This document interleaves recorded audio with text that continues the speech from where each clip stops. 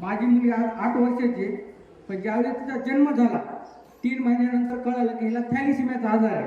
थॅलिसिमियाचा आजार म्हणजे शरीरामध्ये रक्त तयार होत नाही. रक्त तयार होत नाही तर ह्या लेकराला जिवंत ठेवण्यासाठी आपल्याला 15 दिवसाला रक्त लावावं.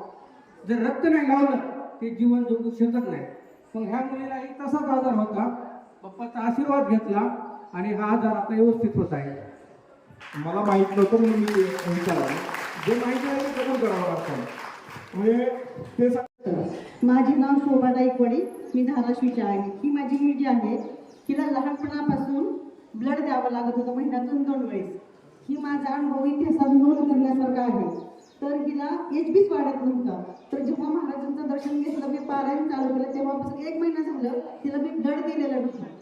आणि मेन प्रॉब्लेम जो महिन्याचा असतो तो पण तुला चालू आहे. डॉक्टरांनी मला चॅलेंज केलं होतं की हिचं ब्लडच वाढणार नाही. मी सोलापूर, बार्शी, पुणे, हैदराबाद, परत आणखीन बेंगलोर, तामिळनाडूला जाऊन कमीत कमी हिच्यासाठी 20 लाख रुपये खर्च केला तर पण हिचे HB वाढला नाही. आता 1 महिना झाला हिला मी ब्लडच दिलेलं नाही. आणि मी ठरवलं की हिला मी ब्लड द्यायला जाणारच नाही.